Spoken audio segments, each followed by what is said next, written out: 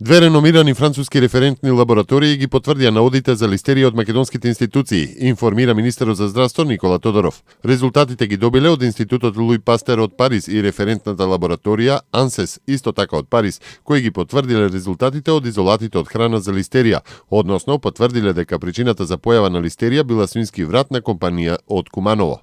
Денеска резултатите од двете лаборатории ги потврдија наодите добиени во лабораторијата при ветеринарниот факултет. Се работи за потполно идентичен генотип кај изолат од храна и изолатите од хумано потекло. Се потврдија резултатите кои Министерството за здравство претходно ги објави дека причините за листеријата кај заболените и починатите е производство од компанијата од Куманово.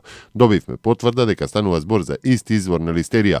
Со ова конечно ставаме крај на шпекулациите на водите дека се уште не е пронајден виновникот за појавата на листерија, истакна министерот Тодоров.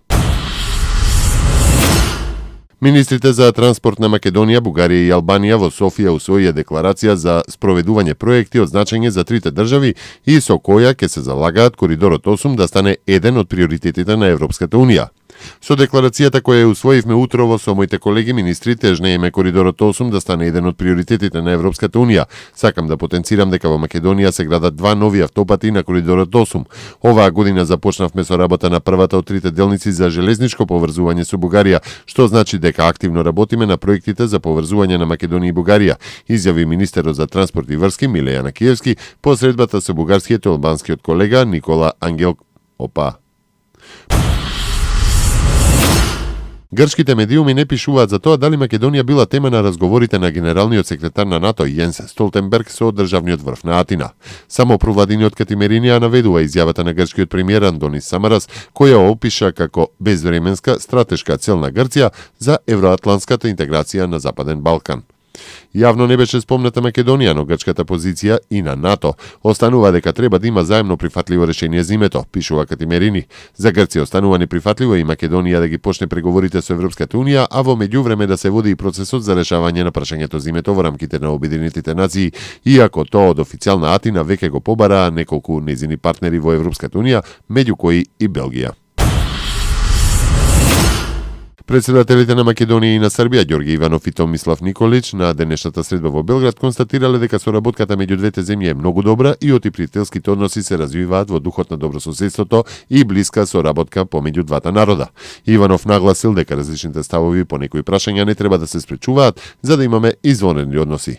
Тоа е позитивен пример во нашиот регион, рече Иванов, кој има работна средба со председателката на Народното собрание на Република Србија Маја Гојковиќ, како и со представници на македонското национално малцинство во Република Србија. Рускиот председател Владимир Путин одлучил да ја намали доставата на газ во Србија, како што пренесуваат медиумите, причина е незадоволството од исходот од посетата на Белград.